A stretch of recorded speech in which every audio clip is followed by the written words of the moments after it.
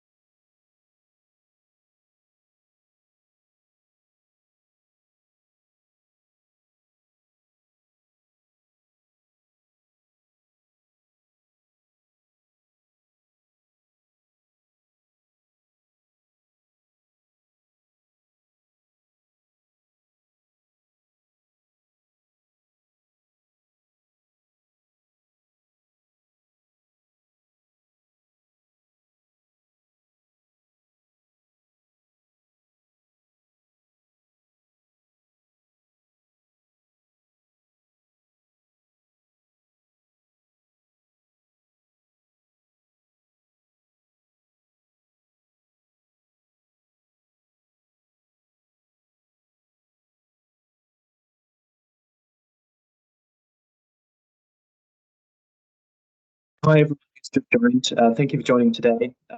Just to say, yeah, just leaving it a couple more minutes while more attendees join. But welcome, and we'll get started shortly.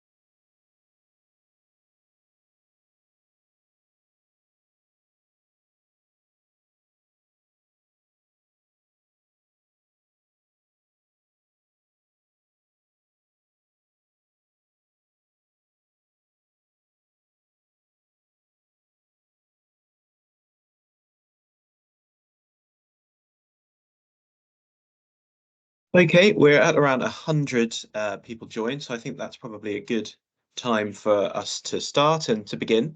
For those who are live, welcome and thank you for joining this GSMA webinar around the GSMA Innovation Fund for Humanitarian Challenges. And for those tuning into the recording, thank you very much for joining.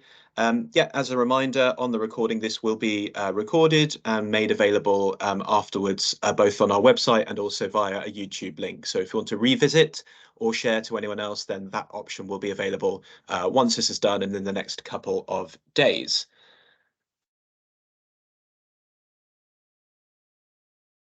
So before we begin, we'd just like to thank the Foreign, Commonwealth and Development Office for their backing and support of this initiative that seeks to expand mobile innovation in humanitarian contexts.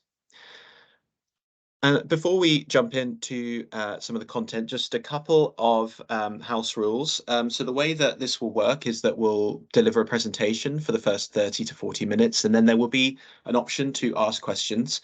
Please feel free to type a question into the chat panel at any time during the webinar, and we will look to respond to that once we're in the Q&A session.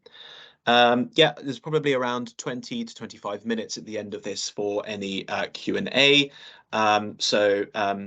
We will be hoping to explore some of the questions that you put into the chat. What I will also be doing right now is sharing a couple of links into the chat, just in case your questions may be answered by these links. First of all, I'm pasting in the terms and conditions for the fund, which really gives you kind of a lot of detailed information about the fund and what we're looking for. Some of the slides that I'm presenting today do refer to the terms and conditions, so that will be useful for you to look through. Additionally, I'm also going to post a link to the frequently asked questions as well. So there's a lot of frequently asked questions on there, just in case there's something that you wanted to ask on the chat, but is actually covered by the FAQs themselves. So that link has just been posted there. Finally, if you would like to see live captions during the webinar, you can, and you can enable this function by going to the More menu in the webinar and then clicking on Turn on Live Captions. So that is an option for you should you like to use it.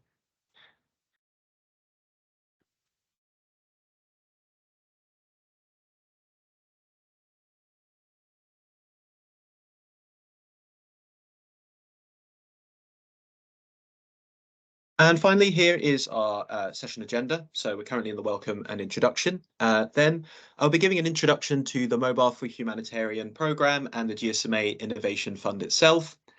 Then we'll spend some time talking about pitching a humanitarian solution. So looking at what we see as humanitarian aid, principles, some key definitions that should help you during your application, talking about an innovation journey, and then talking about the fund itself. Then I'll be handing over to my colleague, William, who will be talking about grantee support and eligibility. So going into some of the more technical areas of what we need to see from your application. And then finally, as reference, we should have around 20 minutes for some Q&A. So without further ado, I think let's begin and we can do introductions. My name is Guy Pegram, and I'm a Senior Market Engagement Manager for the Mobile for Humanitarian Innovation team here at the GSMA. And I'll be talking you through the first part of the presentation before handing over to my colleague, William.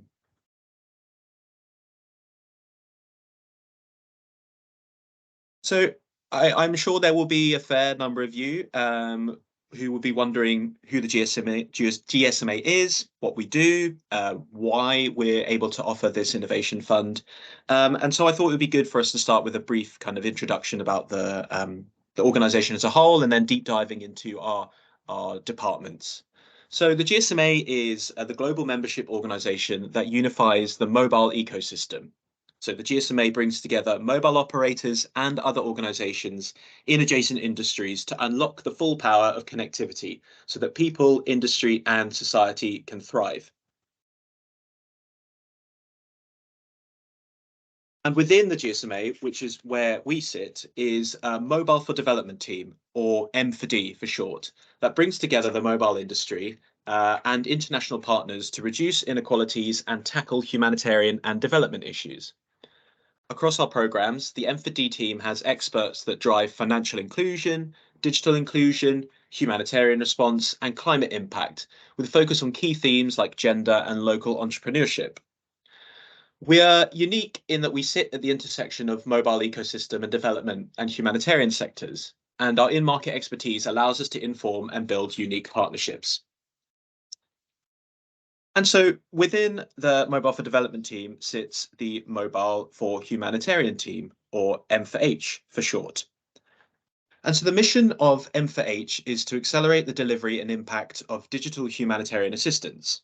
We help improve access to and use of life-enhancing mobile-enabled services during humanitarian preparedness, response, and recovery. In times of crisis, mobile connectivity is a lifeline, enabling affected communities to seek and share information, communicate with loved ones, and access humanitarian assistance. Through our M4H programme, we have reached over 10 million people with improved access to and use of life-enhancing mobile-enabled services through investing in innovation, such as the Innovation Fund, delivering digital programmes through public-private partnerships, advocating for conducive policy environments, and building global research agenda on digital humanitarian action.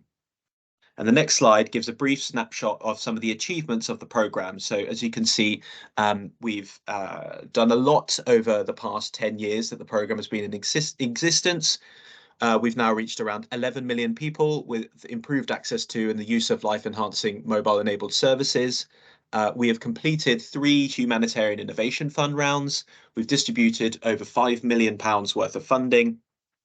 And we've had over 70,000 downloads of Mobile for Humanitarian publications, as well as 16,000 podcast streams. So it's been a great journey, and we're looking forward to the next step.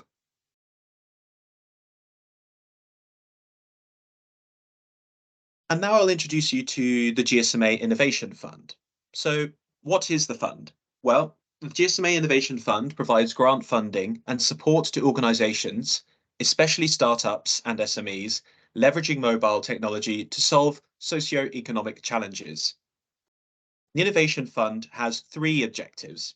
Firstly, to de-risk innovation. Secondly, is to support local entrepreneurs on the path to commercially sustainable and scale. This is very important to us. Our goal is not just to provide funding and then bow out. We want you to support you on the path to scale and sustainability, providing you with connection opportunities, particularly with humanitarian organisations and mobile network operators. And third, profile entrepreneurs and extract learnings for industry's insights and advocacy. And grantees will have the opportunity to participate in our worldwide events, such as Mobile World Congress. I mentioned scale on the previous slide, and here it is an example of what has been achieved since our first Innovation Fund round back in 2016. And as you can see, we've dispersed around £23 million given to us by various different donors. But since then, over 655 million of additional investment has been raised by GSMA Innovation Fund grantees. That is 29 times the amount of the original investment. This is not to say that all organisations we have funded have been successful in scaling or replicating, but illustrates that a good portion have been. And this slide shows you a good breakdown of the different types of funders we've worked with in the past, and also shows you the type of investors that have since gone on to invest in the innovations that we have funded.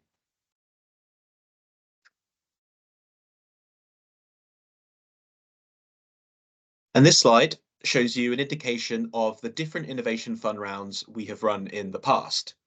2 of these, anticipatory humanitarian action and climate resilience and adaptation, are live.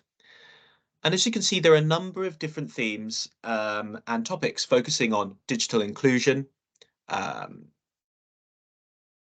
climate, and of course, humanitarian themes. So the boxes with stars in are indicate humanitarian focus rounds. So there may be a blank box in the corner, but we can see that actually 4 have run humanitarian focused innovation fund rounds in the past. So with the anticipatory humanitarian action round currently being run, with grantees having started their funding journey with the GSMA in October 2023. So part of our offering from the GSMA Innovation Fund is the chance to connect with a number of similar and like-minded organisations from the various different funding cohorts. So building bridges between the different cohorts is certainly something that we look to do.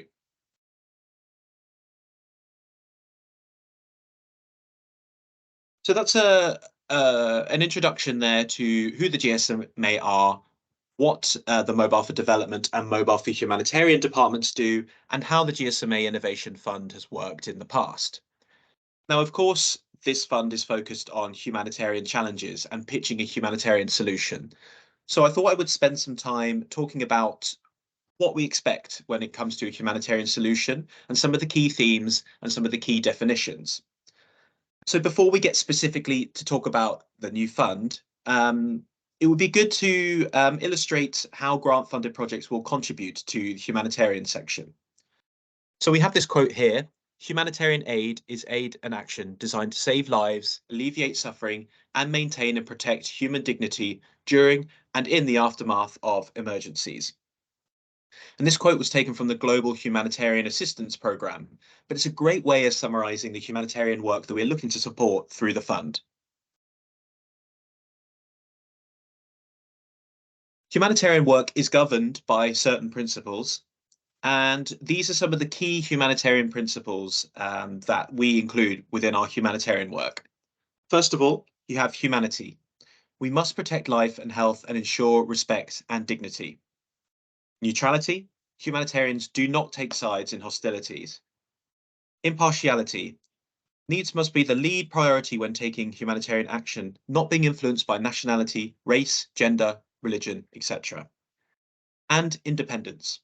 Humanitarian action must be independent from other objectives, whether they be political, economic, or military.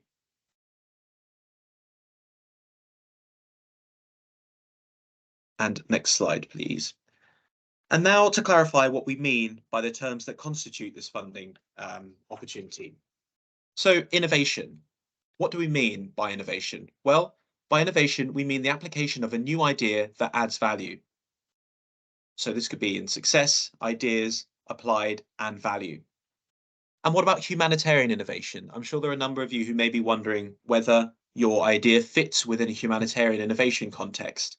And what we define as humanitarian innovation is we mean an iterative process that pinpoints, adjusts, and diffuses ideas and technologies that will improve humanitarian action. The innovation journey that we look at is usefully mapped out by the Humanitarian Innovation Guide. This is developed by an organisation called ELRA.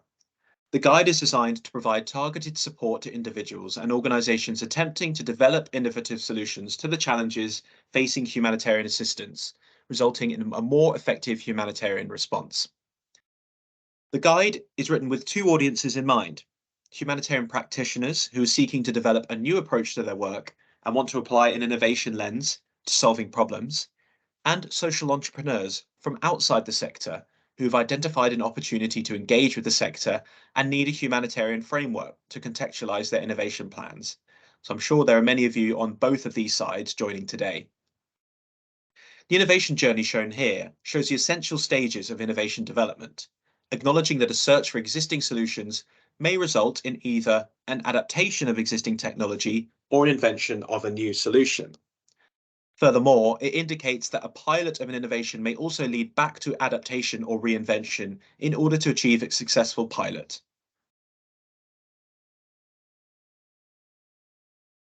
We have developed this slide to encourage you to use the innovation journey map to understand where your innovation is in the process and to check whether your project has followed this route and whether any steps have been missed. So this is probably a good time for us to highlight that the fund cannot support the deployment of solutions which are already proven and do not include an innovative approach, but innovative adaptation to existing solutions will be considered. The development or prototyping of any new hardware solutions, so brand new hardware solutions, this is not something that we are able to support, and we will go into that in a little bit more detail further on into the presentation.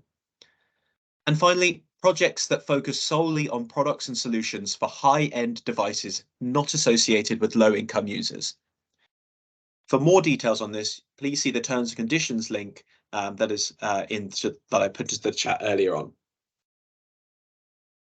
So now we will look more closely at the upcoming round, the GSMA Innovation Fund for Humanitarian Challenges. And some of you may have already watched this, but we are now going to present a short video which summarizes the fund and what we are looking for from applicants.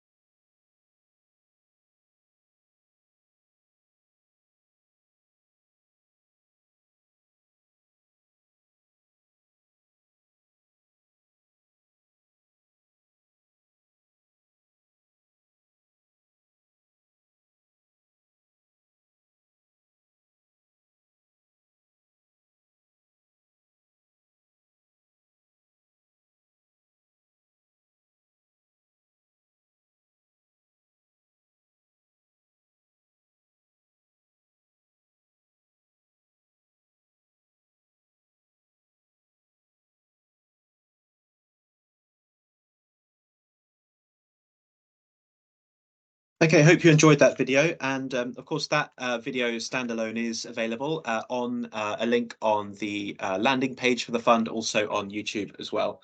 As you will see now, I have a GSMA branded background, which was the intention from the beginning. There was a bit of a technical hitch, but now I'm back. So enjoy this red background. So I'll go back to the fund and who we're targeting with the fund. So the GSMA Innovation Fund for Humanitarian Challenges will provide grants as well as additional non-financial and technical support to for-profit, small and growing enterprises, including startups, that leverage mobile and digital technology to pilot and scale solutions that address humanitarian challenges in low and middle income countries. Humanitarian challenges include, but are not limited to, food insecurity, displacement, and natural hazards such as floods, earthquakes, and typhoons. A focus on for-profit, small and growing enterprises for this round specifically will reach an additional range of humanitarian innovations, leverage the GSMA's unique expertise in supporting public-private partnerships and these types of organizations, and generate and share insights and evidence from innovations to benefit crisis-affected communities, the humanitarian sector, and digital and mobile industry stakeholders. So when we refer to small and growing enterprises, we refer to commercially viable startups and small to medium enterprises and social enterprises with up to 250 employees. that have significant potential and ambition for growth. To be eligible, applicants will need to demonstrate that a majority of their income is derived from commercial activities.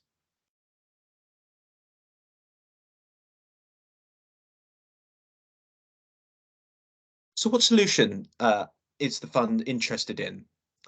Now we've kept the theme of the fund deliberately broad for this round, as we do expect to see an array of different humanitarian solutions being pitched. However, here is what we are looking for when it comes to solutions. So we are looking for solutions that prevent and minimize the impact of humanitarian crisis through preparedness and early warning. This can be for challenges such as natural hazards or drivers of food insecurity, such as extreme weather or drought. Solutions that improve preparedness and response to humanitarian challenges using frontier tech-enabled solutions, including AI.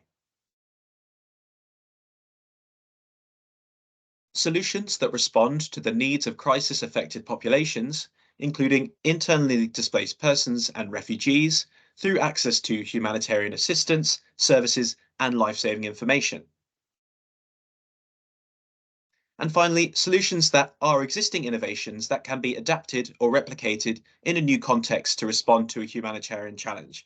So exactly what we referred to during the earlier slides where we talked about perhaps an existing solution that may not currently be in a humanitarian context, but can be adapted to be in a humanitarian context.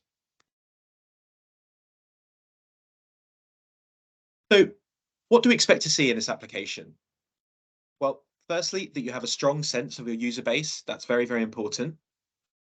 A clear summary of the humanitarian problem or challenge you are addressing. In previous rounds, when we've been looking at humanitarian problems, sometimes in applications, it's not been made very clear about what the humanitarian problem is that an innovation is seeking to solve. So this is an extremely important part of your application, that there must be a humanitarian problem or challenge that you're addressing. So this must be made very clear and apparent in your application. How your innovation uses mobile/digital technology. Again, this is extremely important for us, given the position that we are as the GSMA. We focus on mobile and digital technology. So your innovations that you're pitching must have a strong mobile or digital technology element. The ideal outcome of your solution. What are you looking to achieve with the solution? How many people are you seeking to reach or to help? That you have match funding available, at least 25% of grant requested, and we will be going into match funding in a little bit more detail in the next few slides. Awareness of your project's risks or unintended consequences and how to mitigate them. Again, this is something very important for us because if you're able to highlight your risks and unintended consequences, then it's very important for us, because then it shows that your eyes are open to some of the unintended consequences, and particularly looking at how to resolve those is very, very important. So again, I would encourage you to very much include those in your application. And perhaps one of the most important things here is what makes your solution unique or different from competitors. As you will expect, we get a lot of applications and a lot of similar applications for funding. What is it that makes your solution stand out from the rest?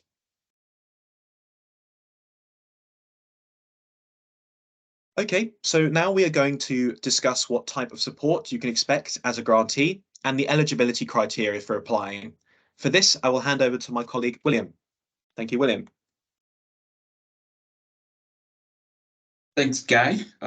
Hope you can hear me well, all of you. And thanks for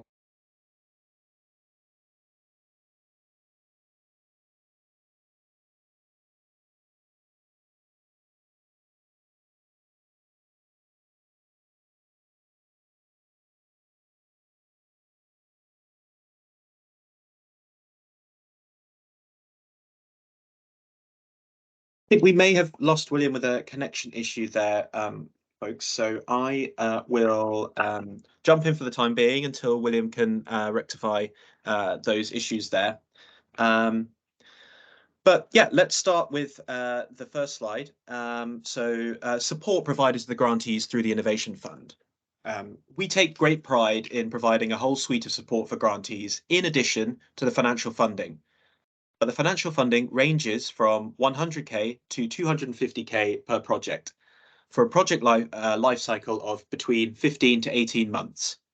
But beyond that, we will also offer learning exchange opportunities with other grantees and networking opportunities with other GSMA partners, monitoring and evaluation to support to evidence, measure and promote product impact, facilitation of relationships with mobile network operators, and an opportunity to increase visibility and raising your project's profile to potential investors and partners through GSMA publications, case studies, social media, and events. And once selected, we will provide all of this support to give your innovation the best chance of success and to maximize awareness and visibility of your work. And I believe we have William back. William, hand back over to you. Hopefully connection is stable for the next bit. Yes, yeah. Thanks, Guy. So moving on to the eligibility criteria for the fund. So we are particularly looking for profit organizations, including startups, SMEs, and social enterprises. For those of you who may not fall under this category of for-profit organization, we encourage you to partner with for-profit organizations and put together one joint application. We're also looking for organizations that leverage on digital technology, especially the mobile technology to deliver innovative solutions. Organizations must be able to demonstrate long-term sustainability and scalability of the innovation beyond the grant period. We're also looking for organizations that have active users and commercial revenue. So for this, what we mean is that it's in currently what you're doing, you must be, making revenue from your operations, not necessarily on the product that you are proposing, but you should have users on other products that you're providing, and you must be earning commercial revenue. And you also must be fully compliant with all the business regulation, taxations, laws with regards to employees, and all other regulations in applicable countries that you are operating and those that you intend to implement the project in. In terms of geography, we are looking at Africa, Middle East, South and Southeast Asia, Pacific, the Caribbean, and Latin America. Of course, there are some exclusions that, as you would see on the terms and conditions that we have shared, and also looking at, going into unpack this further. We have a list of the countries that we are allowed to focus on, what we are calling the DSC list. And you should be able to get this in the link also in the terms and conditions. The companies must also be registered in the proposed country of implementation.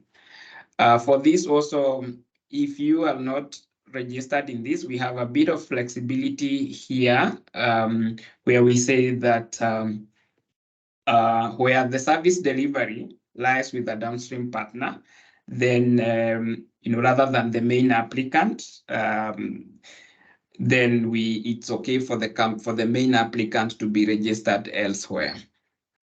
Then the last one here is that we are actually limited in terms of being able to distribute payments in the following countries: Afghanistan, Central African Republic, Chad, Cuba, Equatorial Guinea, Guinea-Bissau, Iran, Iraq, Libya, Myanmar, Nicaragua, North Korea, Syria, Turkmenistan, Ukraine, Venezuela, and Yemen. Going on to the next.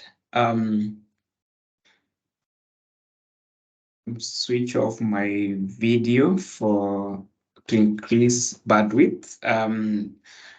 So Guy mentioned about matching contribution. So the GSMA funding is where you're doing a matching grant, where it means that for the successful applicants, you should be able to contribute part of the funding to the project. And this we do in two forms. We allow both cash and in-kind contribution. Though we have a cap for the in-kind contribution, it can only make up 50% of the required matching fund.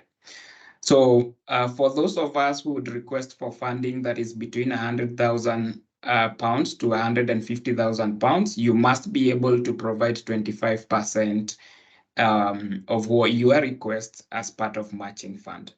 And for those that are requesting for any funding that is going to be above 150,000 pounds to 250,000 pounds, which is our cap, you should then be able to provide 50% of your request as matching funds.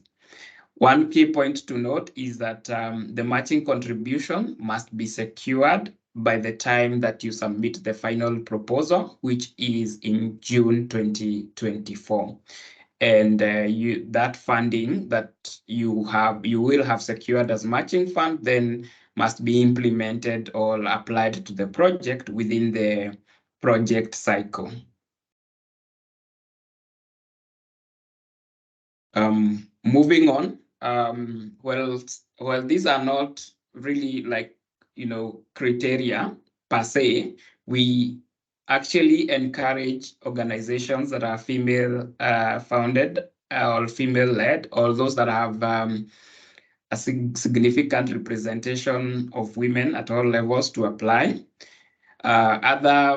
Other categories that we encourage to apply are those organizations that have strong presence in the country that they are proposing to implement, and those that commit to upskilling the local staff within the country of implementation. The other category is those that have partnership with relevant local stakeholders. This could be community-based organizations or other local organizations to deliver the project. And those that have a good understanding on how the solution improves the resilience of the vulnerable community, and that they have taken, those that have taken proactive steps to really understand the targets, the outcomes, and they have a way of measuring this impact. We are also encouraging those that have not received prior funding from FCDO to also make applications to this grant. If you have received prior grants from FCDO, you can still go ahead and apply. All you need to show us is how additional this grant is going to be, and also taking note that we wouldn't fund the same thing that FCDO has funded you to do in the past. Yeah, as a standard procedure, and this is probably, cutting across, but particularly for GSMA, we conduct due diligence. And this is basically to help us identify and assess the risks associated with the organization, and also to confirm, how compliant you are with our requirement, and also assess the capacity and capability of the organization to deliver the proposed project. We are thorough in our due diligence, and we split this into 3 categories. We have the company due diligence questionnaire. This is an online form that you would be required to fill in. And then we will follow up that with a virtual due diligence interview. And this is basically to follow on the company due diligence questionnaire that you will have populated. Then further to that, we will also conduct an in-person due diligence visit where myself and other team members will come to you, to your place, and discuss the project in details, and also, assess the key risks and capacity. We split the due diligence focus areas into several categories. We have the operational due diligence, where we look at governance and risk management. We have the safeguarding due diligence, where we review your ethical working standards, sexual exploitation, abuse, and harassment. And then we also focus on labor management. We have fiduciary, where we look at basically end-to-end of your financial management, including the procurement processes. and also seek to establish the value for money. We have reputational due diligence. Here we will focus on the organization itself and also extend this to the downstream partners that you're working with in your current work, but also, the proposed partners that you propose to work with during this period. And we also look at the ability to deliver, where we are focusing on resourcing. By resourcing, we will focus on both the capital side of things and the human resource side of things. And we also look at prior performance with regards to similar projects or other donor projects that you've been able to implement in the past. Just to emphasize that the due diligence is actually a very critical process for us, and it has to be done on everyone or every organization that makes it past the shortlist stage, and that we also thorough on the due diligence. And so we expect that you allocate some significant time to be able to go through this process with us, and also, expect a bit of back and forth questions, answers for us seeking clarity on some of the things that may not be clear on the documentation that we review. And then also to note that this is mandatory for everyone before we go to the fund panel. As you are all aware, this is, funded by the UK aid, and as part of the requirement is that we also need to make sure that we are reporting your impact to them. And so for that, we actually require you to make sure that you are reporting to us. And so the reporting expectations are as below. We will require monthly progress reports for those that are successful. We will have quarterly KPI reporting and evidencing. Basically, we will require you to submit evidences of the impact that you have reported as achieved. We'll have quarterly financial reporting and evidencing as well. So this means we'll go beyond reviewing the financial statements and ask for evidence of expenditure based on how you've been spending. We'll have midway and final compliance spot checks. So midway will be done mid the project implementation period, and final compliance spot check we will do towards the end of the project. And we operate actually and disburse on a milestone-based process. And so for when you are requesting every disbursement, then we will require that you provide a milestone completion report, just documenting how you've been able to meet each of the milestones. And finally, towards the end of the project, we'll have a final lessons learned report that you will submit to document the lessons learned, challenges that you've been able to, the challenges, risks, etc., that you have gone through during the project implementation period. Just to note that we really have a very, we closely oversee the usage of the funds. And with this, we apply a milestone-based disbursement process where, all the funding that you allocated is not disbursed in one tranche, but we will actually have to split that into several tranches.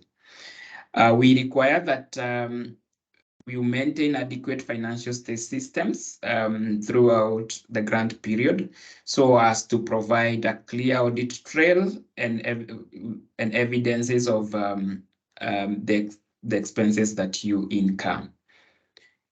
We should also at times be ready to receive the funds in arrears, especially the last disbursement, which is normally 20% of the funds allocated to you, because we will give this after the project is complete and we've been able to validate and evidence all the expenses that you have been able to undertake.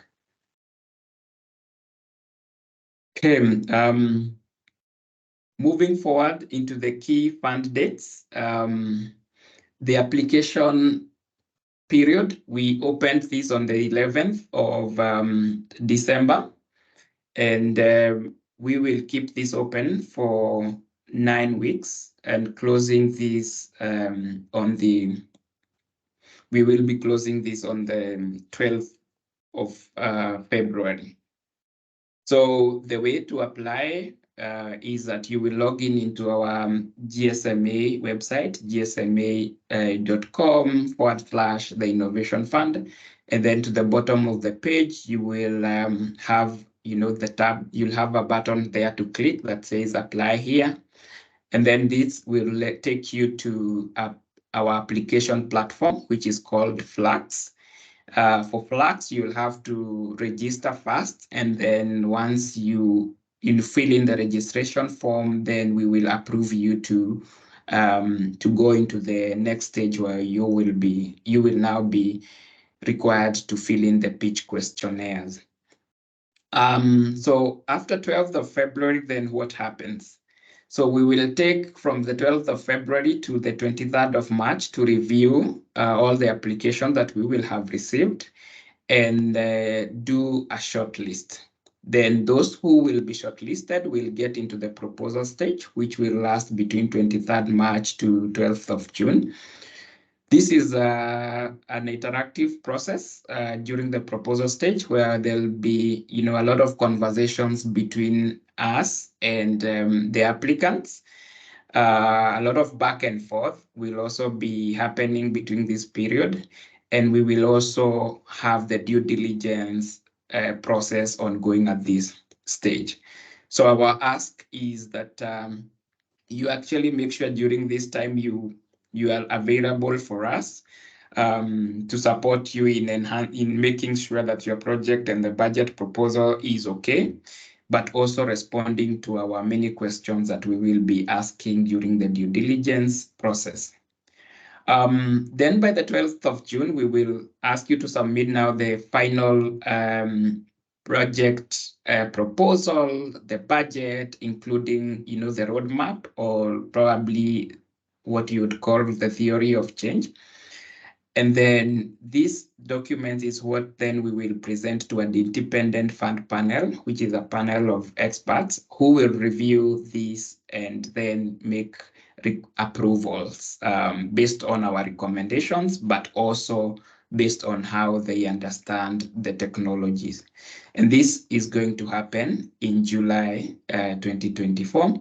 Then from July to November, this will be the contracting phase where ourselves and the specific organizations will engage deeply to refine, the budget further, incorporate recommendations from the fund panel, and also get to sign the actual contracts.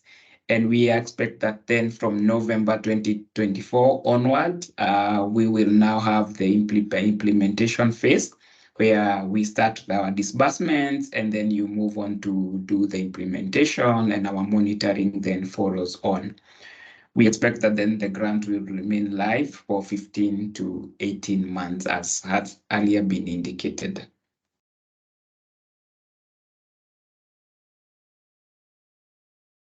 Yeah, so I think that brings us to the end of the presentation for now, and now we should be able to open up now for Q&A,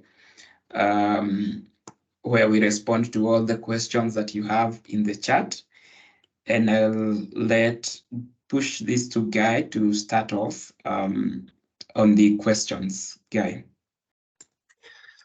Thanks, William, and thanks to Sheila as well from the GSMA team, who has been answering some of the questions in the chat. I'm just going to go through. There's a number of questions in the chat and also the Q&A side, so I'll pick a few of those. We may not be able to get to every question, but if there's some more questions that we feel are help with a lot of general queries, we will respond to those and add those to the FAQs as well. But I'm looking here, most of these can hopefully be addressed by FAQs, but there's a few that I can focus on first. So there was one I'll focus on first, that GSMA is looking for projects that focus solely on products and solutions for high-end devices, including high-end devices not associated with low-income users. Can you define high-end devices? So I think the idea here is that we wouldn't want to support innovations that solely focus on a high-end user device like an iPhone, or solely on an application or smartphone technology. The needs of the end users needs to be considered, and particularly in a number of different humanitarian contexts, access to high-end smartphone devices can be limited. So we want to make sure that the innovations that we support are inclusive as possible, whether that includes a solution for both high-end devices and the low-end device. Then yeah, so essentially what we're saying there is it's very, very important to consider the user base and the digital literacy, and also their access to smartphones in the region that you're working.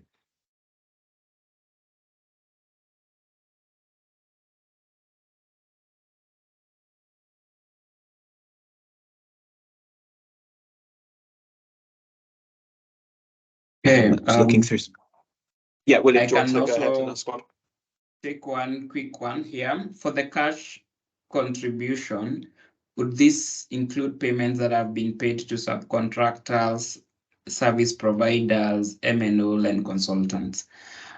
So just to shed some light on what is cash and what is in kind. And first also to mention that all these must be directly related to the project that you propose to implement. So we won't have, like pre-contract, kind of matching funds. So yes, we can have contributions that would be, like in form of payment to, suppliers or subcontractors that you will do, so long as these suppliers and subcontractors will be serving on this project and not, a different project. Hopefully that answers that question.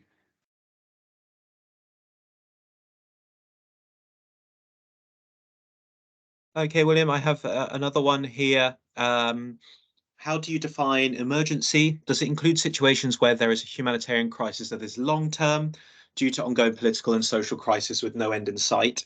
So yes, we would define emergency as something that is both long-term and short-term. We are looking at supporting solutions that are kind of looking at short-term humanitarian crisis, but also long-term humanitarian crisis as well. So yeah, that would, if you're looking at applying for an innovation that is working in a long-term humanitarian context or humanitarian crisis, we would be able to accept that application. There's a question here about the grant size. Can someone apply for a grant less than 100,000 euros? So the application size will be in Great British pounds. £100,000 is the lowest amount that someone can apply for. So the limit is between 100,000 and 250,000, and there's no flexibility between those two. So 100,000 would be the lowest, and 250,000 would be the highest. Yes. Yeah, I go ahead, have William. one. Yeah, I have one more here. I have a technology solutions company which is for profit and not for profit organization in Afghanistan. Is there any way to apply this fund? Unfortunately for this one, Afghanistan is not one of the countries we are focusing on. So there would be no way for you to apply for this funding for Afghanistan.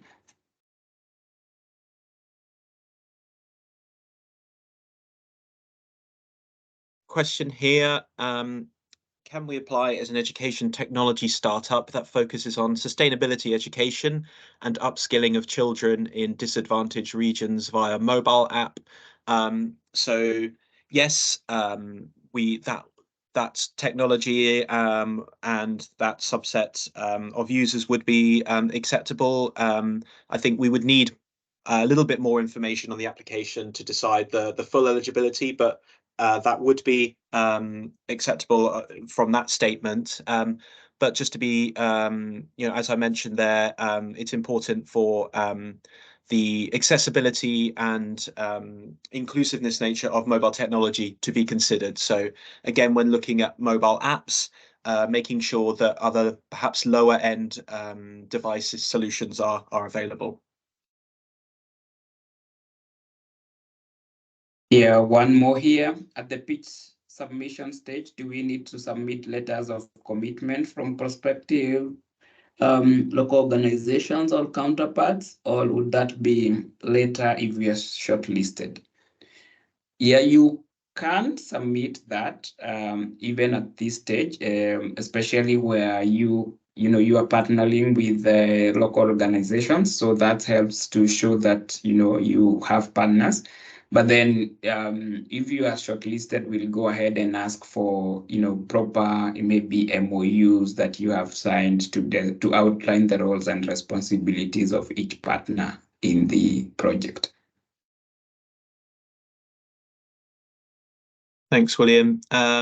Just a quick one here. Will the recording and slide deck be shared after the meeting? Yes, it will.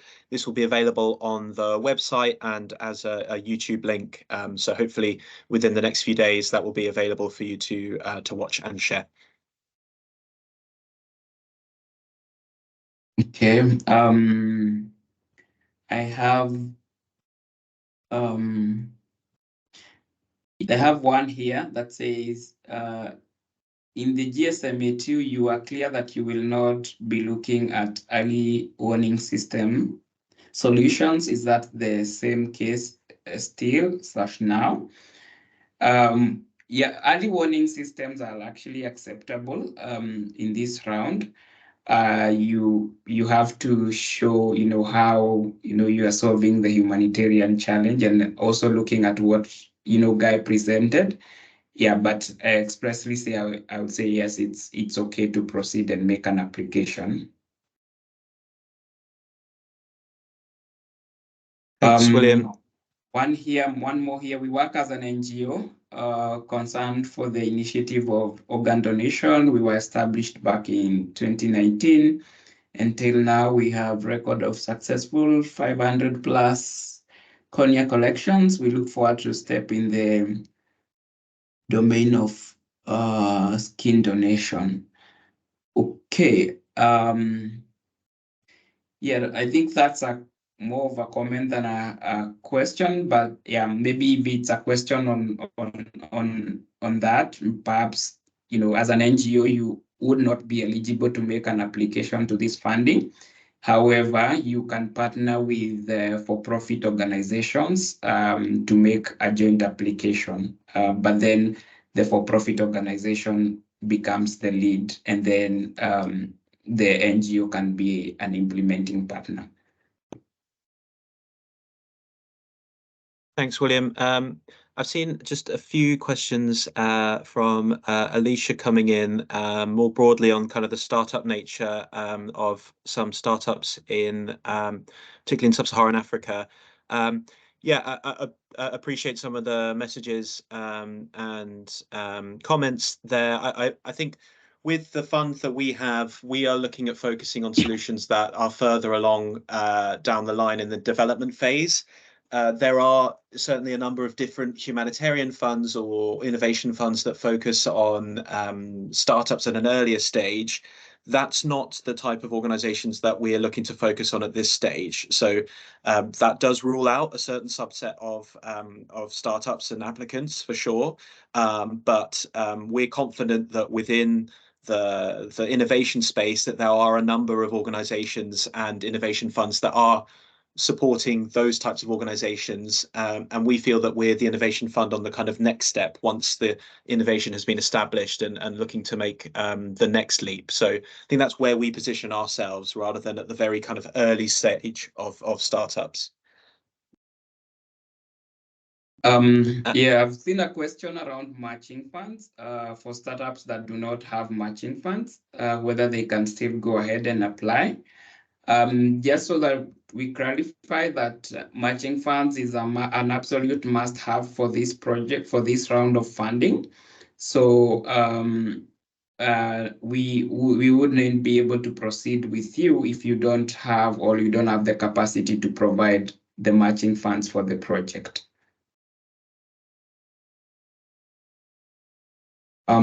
There's also a question here, can we apply as a consortium? Yeah, unfortunately, also for consortiums, we do not have the capacity also at this point to allow you to apply. So I would say this one is also not allowed.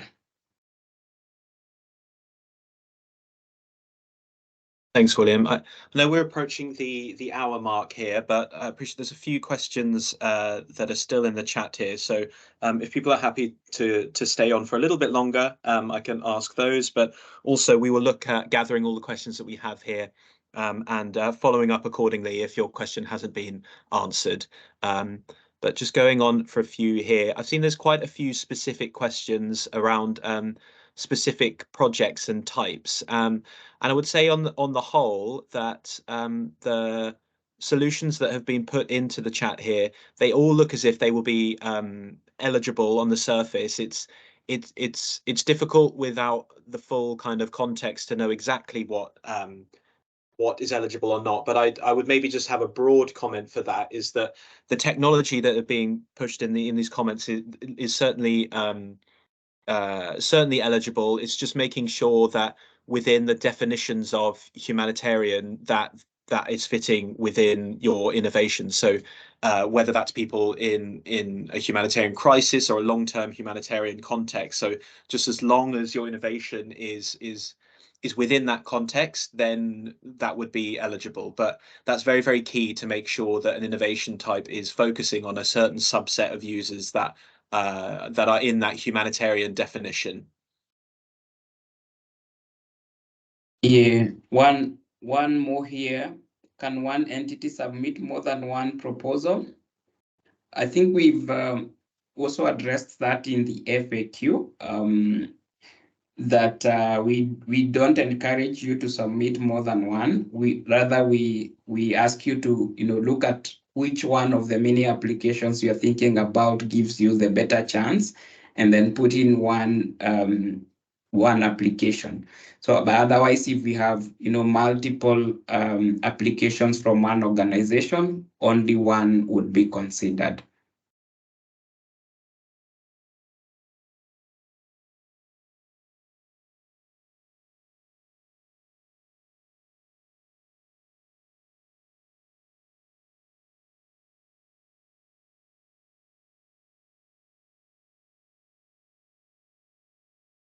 There's a question about a technology being deployed in Greece. I'm just looking at the list of eligible countries that we would be able to accept in. I don't believe Greece is in that, unfortunately. I will double check on that comment, but I believe that that's not.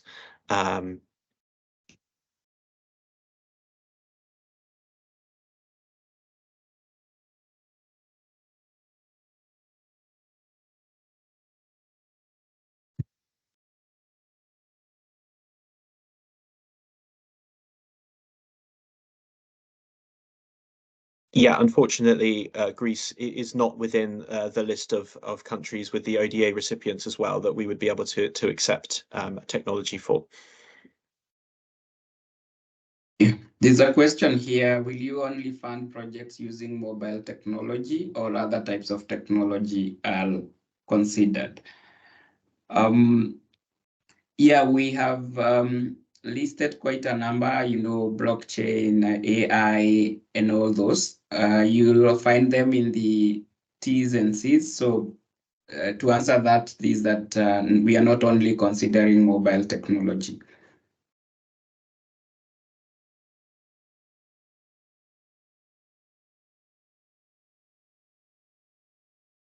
The question here, if we have an implemented humanitarian project and then we applied by adding a digital idea to more increase the result of the existing humanitarian project, can that be eligible? Yes, that is something that we would that would be eligible, so long as there has been a proof of concept of that digital idea. We would be able to support that, but Yeah, it would need to be an existing hardware solution rather than a brand new concept. This one here, I have been working as a knowledge manager for Africa in digital content dissemination for farmers and a GMO biotech advocate in Kenya. Can I apply for the opportunity without affecting my current contracts? Of course you can. What needs to come out is then how you will be able to do multiple things at the same time. And so that brings, the question that I said earlier about capacity to deliver. So yes, the answer is yes, but you need to really bring out then if you are full-time resource in a different place, then you need to also make it very clear who would be running the project on this other side, and your level of involvement in the project.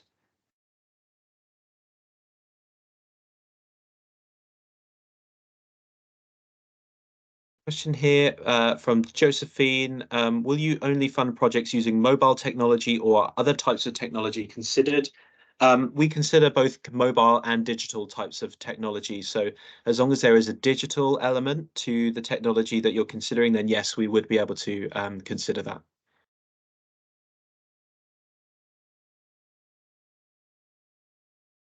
I have another one actually from Pat.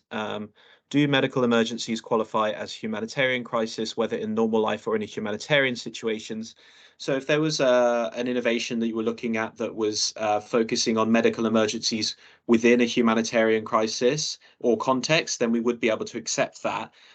We wouldn't necessarily be able to accept an application that focused on medical emergencies in a non-humanitarian context. So there would have to be proof that the innovation that you are pitching is focused on a subset of people within a humanitarian context. So it would be important for that to be illustrated in an application.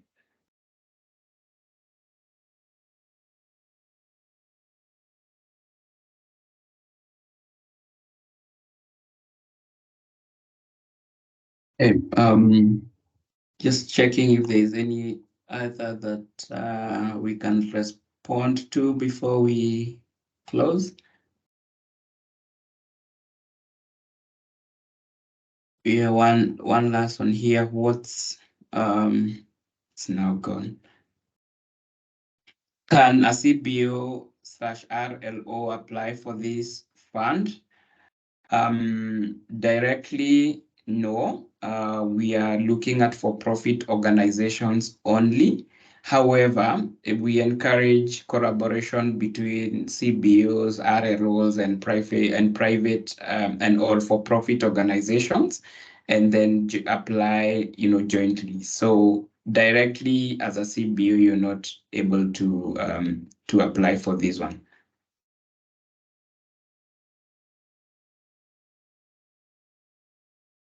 Yeah, the one I had seen is what role can the internet technology play in the GSMA project?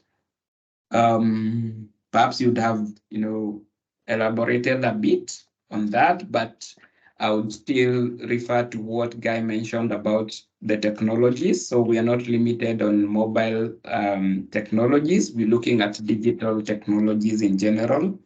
And so how you use internet technology could be IoT or anything else, to solve the humanitarian challenges, then you would be eligible for funding. A question here from Hannah. If a solution is currently used at one stage of a humanitarian project and we want to pilot it at a different project stage, does it count as innovation?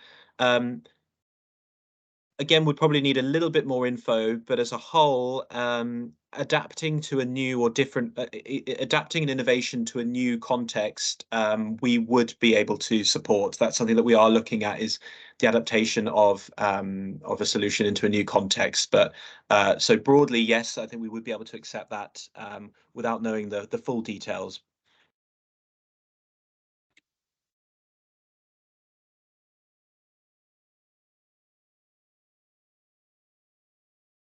I believe, yeah, I believe it looks like the kind of there's a few direct questions that we haven't referenced, but I think we've probably covered off the majority that may sort.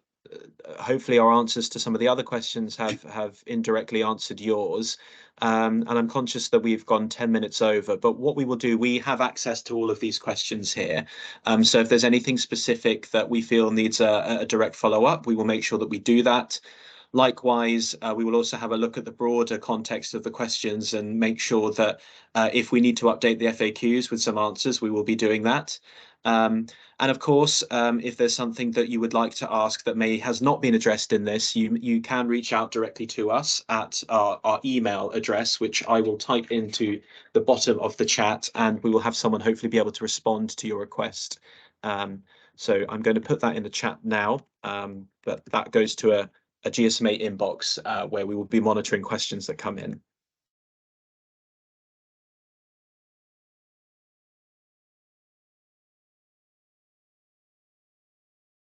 Okay, well, I think that's probably about time for us to finish. Thank you so much all for joining, and for those viewing the recording, thank you for watching back. As said, this will be available to watch via our website, which is the link to this video will be on the landing page, which will take you to a YouTube link. And of course, there's plenty of more things for you to look at on the landing page, including the video that we showed during this presentation, but also links to FAQs, terms and conditions, and a launch blog written by our head of department. But thank you all for joining. I hope this has been useful for you. There's around a month left for applications to be submitted, so still a bit of time. And as I referenced, any questions that you have that weren't answered today, please do reach out via our email.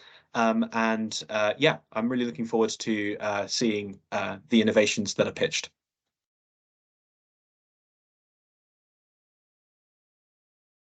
Thanks all.